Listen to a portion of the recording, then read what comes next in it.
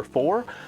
What I'm going to be showing you tonight is what I call 100% all gems, all chapters showcase. Essentially, it is the entire game 100%ed, and so I will explain more about the game as we get going, but I figure we will get started and, you know, talk about a game as we go along. It is a real cool game. It is super chill. There is no content warnings I like to present because it is just a chill experience. So we will get going. As soon as I hit speedrun mode right here for chapter 1, we will not be done until I get every one of these gems in all 4 of the chapters.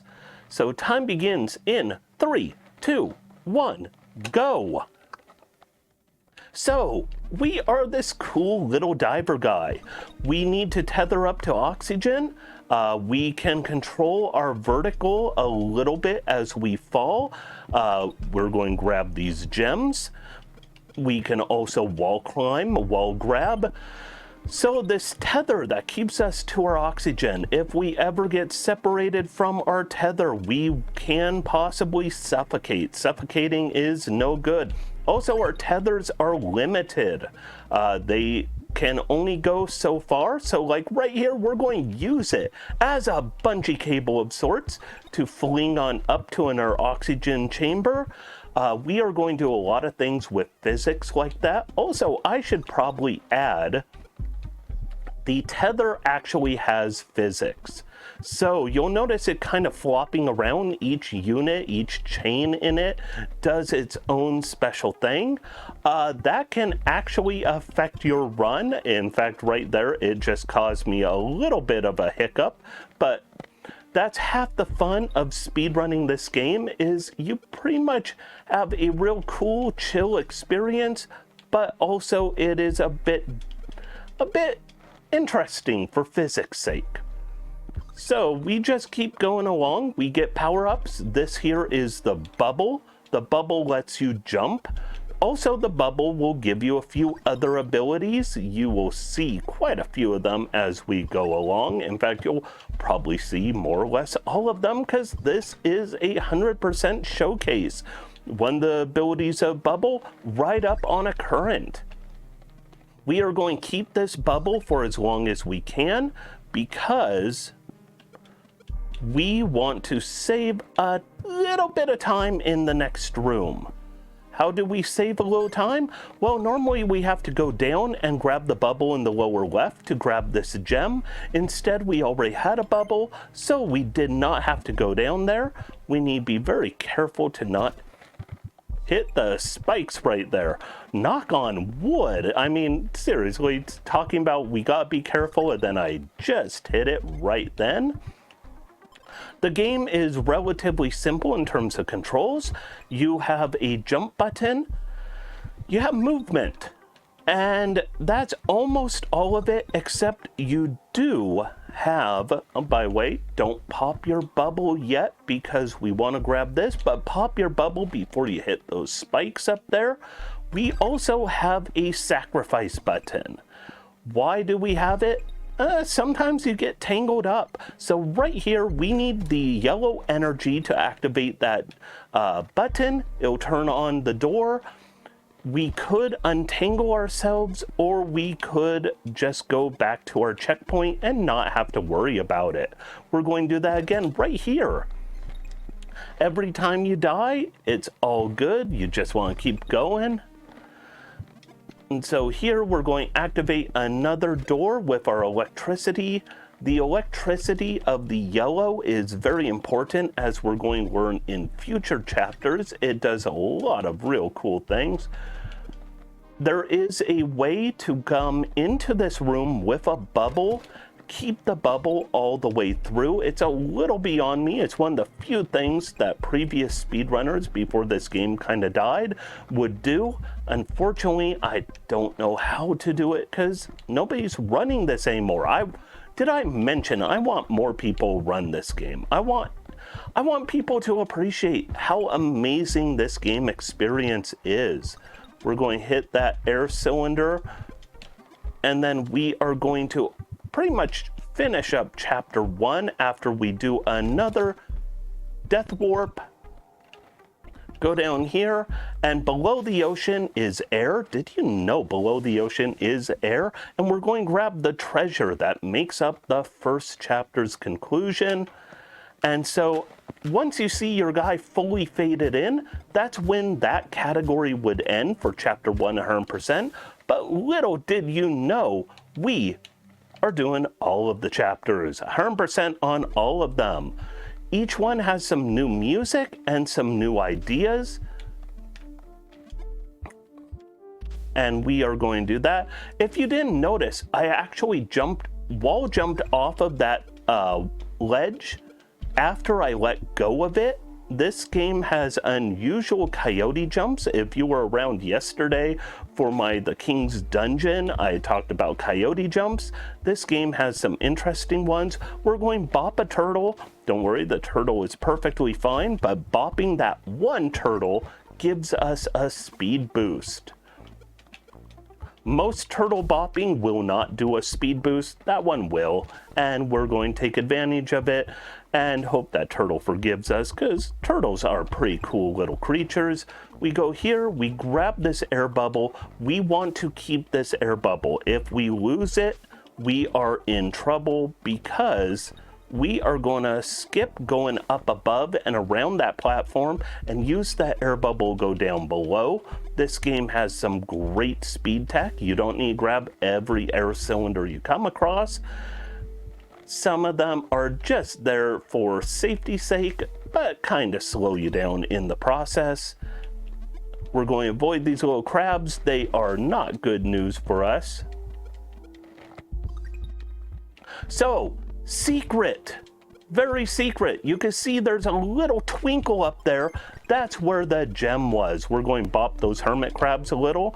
And right here, we are going to try to go as quick as possible. This is threading the needle right there. That is how you want to do it. You'll notice bopping these turtles, no speed boost. Like I said, not every turtle is a speed boost, but we still do have to bop a few, no matter how much we love our little turtle friends. Turtles are awesome. Nature is awesome. This game is a celebration of how cool it is, you know, to have that underwater aesthetics. Oh, I slightly misaimed that. So, I mentioned before about your tether having physics. My tether's physics is very much okay. I needed to die there.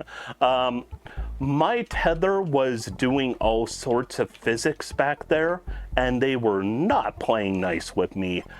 Your tether, you might see it a little more obviously right here as I do some weird flopping around. Those tether physics are what really make speedrunning this game a lot of fun, because it is really unique. Blue bubbles you can use as kind of motorboats. We're going to use it to fly up. We're going to hit that turtle so we could get that gem and not fall to our death in those spikes. If we died and had to reset that room, resetting that cycle would put the turtle in a bad place, and that bad place would leave us essentially waiting for a turtle. And we don't want to wait. We're speedrunning. We want to just keep moving as fast as possible. We could also stretch our tether, which I did right there. It couldn't reach that air cylinder. I suppose go for another one, but because I used this blue bubble's motor ability, I was able to continue through and just blast through. We are going to try something very dangerous the first time here, and we are going to reset.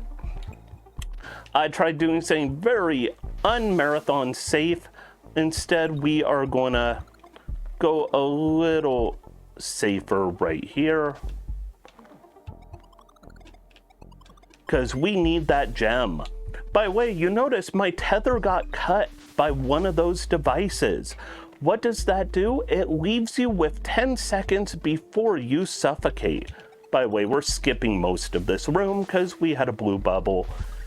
Speed strats. So, controls can be a little tricky on this game.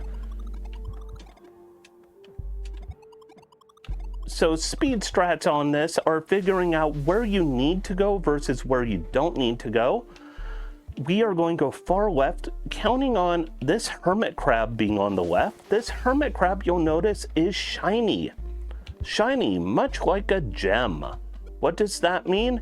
It means if we kill that hermit crab, we will find a gem in it. If you are electrified, like I am right now, you could kill fish, and we do that to open a door. We will kill this crab to open this door, and we will continue on our way.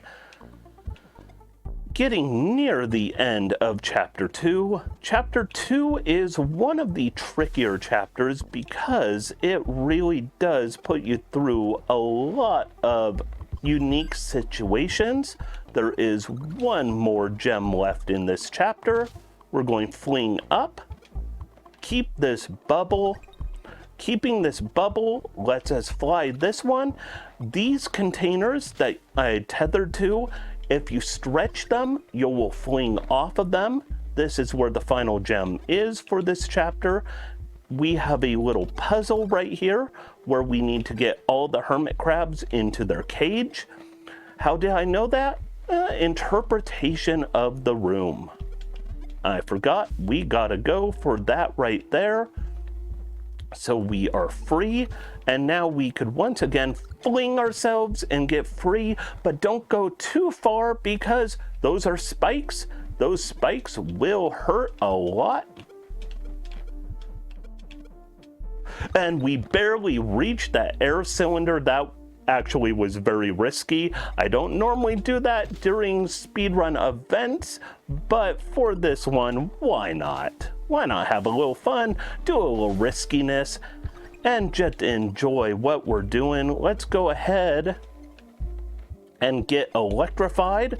By the way, those walls that have no texture, important thing about those walls, we need all of this electricity so we could kill these fish to open the door. If the walls are blank and have no texture, it pretty much means you cannot grab them, and that's going to come in to be very important coming up in additional chapters.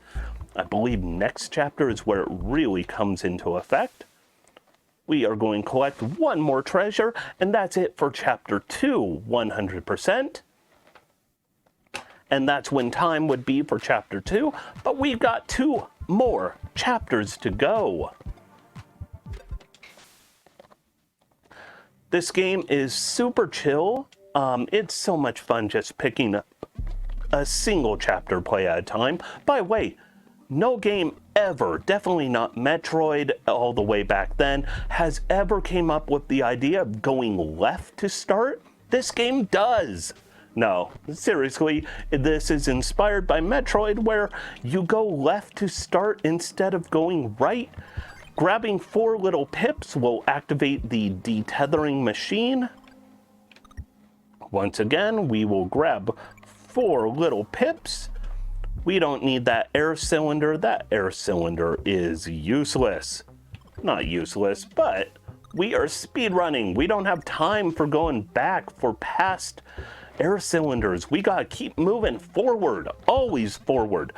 Brand new air cylinder. This thing turns you upside down and lets you control your floating up and down. You are weightless, and you could use that to break walls. We are going to go up here.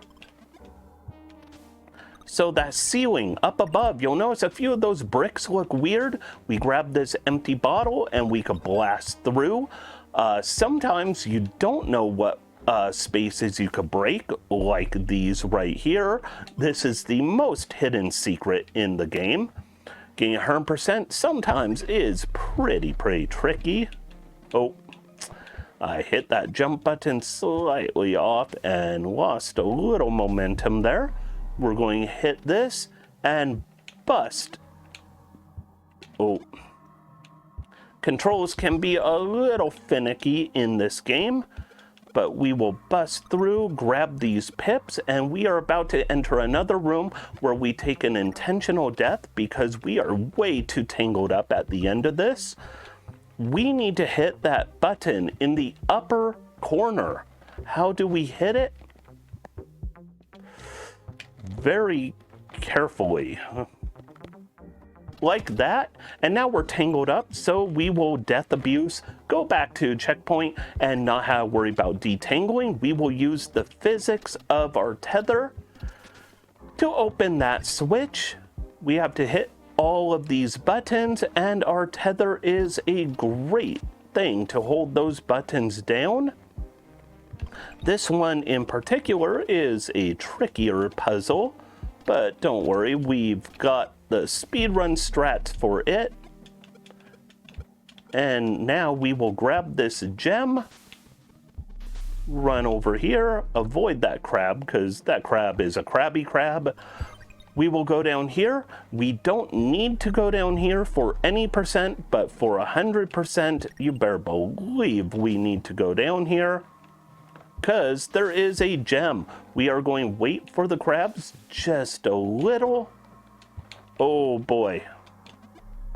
So I hit a little physics snafu, so we will grab safety air right there. If you do it right, you don't need that safety air, and this bubble will refresh your air supply. Brand new mechanic, flinging ourselves into these shooting majigs. They break our tether if we go into one of those tether breaking machines. We're going to grab another pip, and that'll activate another tether breaker. We just want to keep going through this room, break those, and we are coming into a really unique space. Remember, I mentioned hollow walls cannot be grabbed. If you do not have this bubble, you cannot get out from here because those walls are hollow and are not grabbable. Speaking of grabbable, we have new friends. We're going to take a quick death to reset the cycle in this room. By resetting the cycle, we could jump over that guy and not waste time waiting for him. If we didn't reset the cycle, we'd actually have to wait a few seconds. So I said, speaking of grabbers, here are some grabber claws. They will keep you tethered. Avoid that bounce pad. It'll fling you into those spikes. You don't need those spikes. Spikes are bad for you. And we will avoid that guy right there. Oh, I was forgetting for a second where I really was and what I was doing. So we will go here, be grabbed, jump, be grabbed, and continue on to the next room. These grabber claws are great at keeping you safe, but they can also fling you into these jellyfish, so you really have to be on your toes and ready to react to whatever physics conundrum they put you through.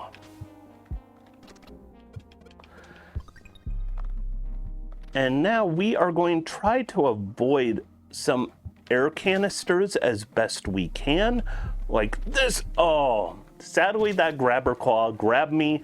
Ideally we would have avoided it, hooked up to that cylinder without having break free, and it would have saved us a little time. There is a gem up there, you probably notice it, but we can't grab it while we're tethered, so we need to do some dangerous untethered action. Get grabbed, we are good to go. And there we go, we are on our way. 8 out of 9, we are almost done with 100%ing this chapter.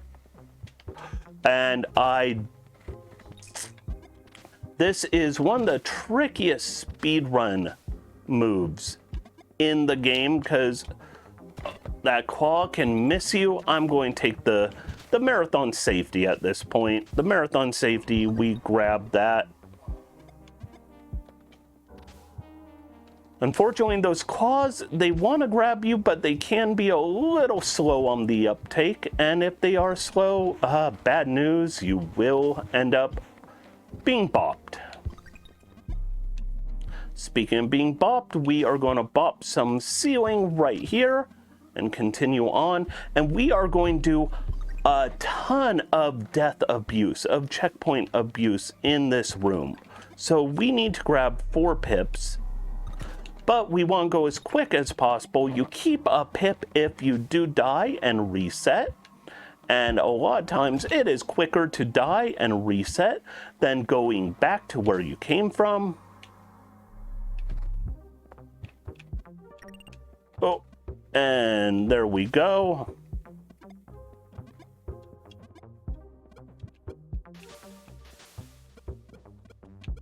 And we need to go up here, open that door switch.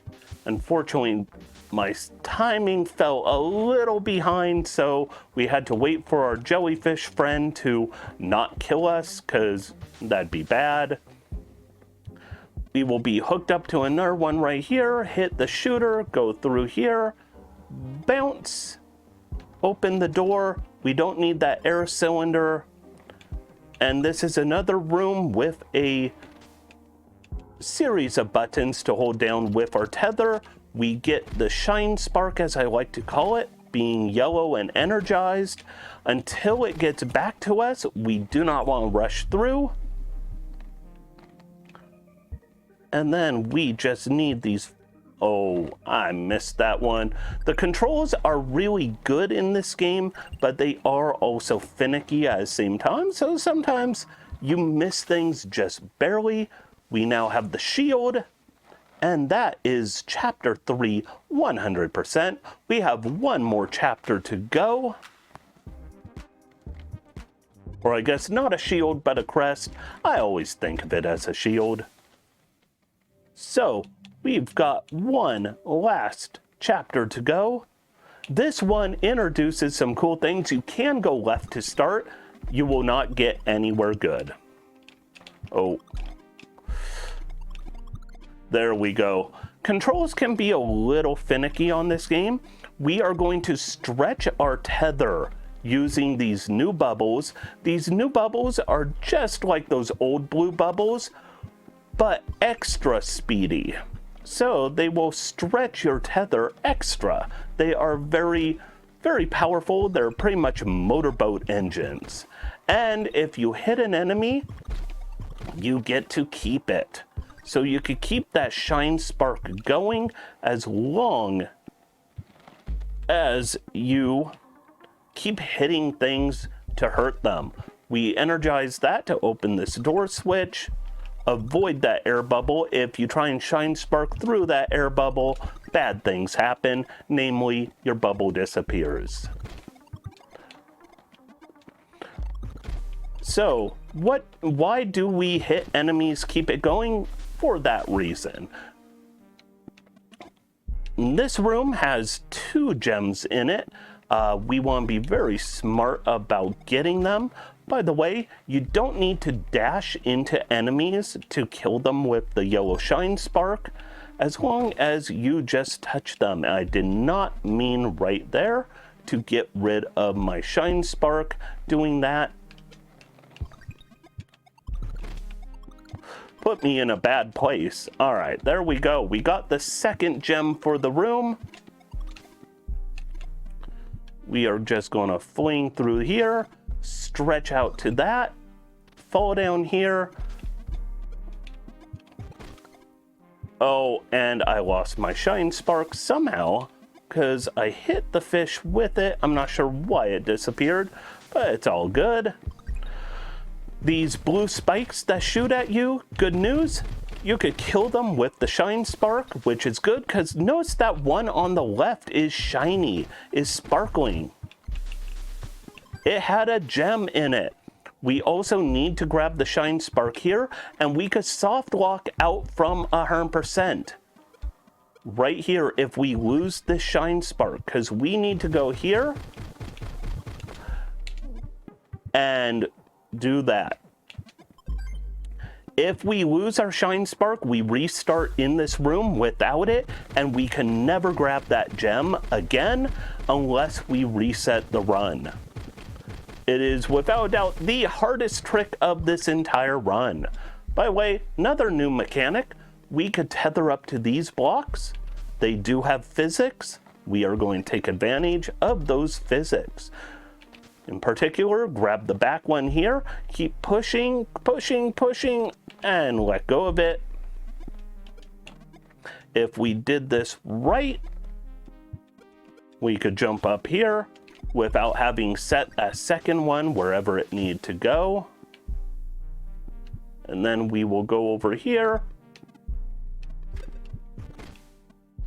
And we don't really need this block as much as we needed to have it help us grab that gem. If we hit these shields with the shine spark, shields, target, whatever you want to call them, it will let us keep it. We're going once again face, oh, my controls. So controls get a little sticky from time to time, and they got a little sticky there, which was bad news all around. We grab the gem.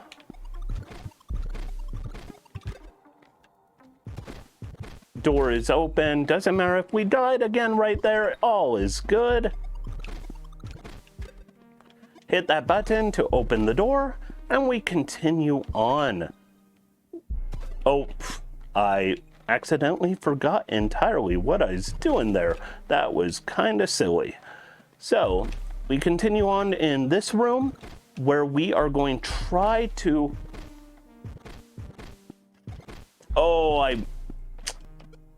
If you stretch right, you could grab that air cylinder without needing that intermediary one. Unfortunately, I did not grab right, so... we go over here, avoid the spike. What spike? That spike. It's good knowing what is coming up ahead. Do a little jump, go under that air bubble, because if you hit that air bubble, you are going to lose all your momentum and fall down to the spikes below. And we are getting close to the end. We will hook up to this. This serves as an air supply while also serving as a spring pad right here to grab that. And we will grab this over here. It shows no sign of being electrified, but it is. And we will continue on. I call this Indiana Jones Room Part 2. The previous one of where I could have missed the gem if I didn't have a shine spark, I think of as an Indiana Jones type escape. That last room was a lot like one too, where a bunch of spikes are shooting at you and you just have to avoid them and survive. Final new enemy type. These guys explode and shoot off little bullets. We want to avoid being killed by the bullets, most obviously. And that is not avoiding the bullets. This room does not reset its cycle if you die. So if you die, pretty much you have to be on your toes and ready, know how to respond. We need to get rid of these guys. But anytime you kill those big guys, it will destroy your shine spark. Destroying your shine spark requires you wait for it to recharge. The little bullets do not hit the shine spark, so you're good with them. And we are almost done. We are pretty much done right here, my friends. So we're going down here, and time is coming up as we grab this last treasure and then fade into reality in 3, 2, 1. It's hard to count that one. Time. So that there is Below the Ocean. 100% all gems, all chapters showcase. It's a showcase of 4 different categories, of which nobody runs them because the game pretty much died on SRC. So if you want to run this game, you could find it on itch. You could find it on Steam. It is really affordable. It is not expensive, and it is, quite frankly, amazing. I love this game. It is one of the most chill experiences. The music is chill. The game itself is chill. Playing it casually is chill. Speedrunning it is chill. It is fantastic. I really want more people run it because it is one of my favorite games. Ishmael Rodriguez is a brilliant game developer, makes a lot of games that have this type of feel. So consider giving it a shot. I am going to be taking off, have my dinner time about now, and I believe Kefka 14 is up next with a little Doraemon 3. I'm probably mispronouncing that. I cannot pronounce it. Worth a heck. Doraemon 3 Nobita no Machi SOS. But I am going to be back after that with what I think is should be the worst game of this marathon, but it's worst in its best way. So stick around and hang out for this because this whole marathon is fantastic.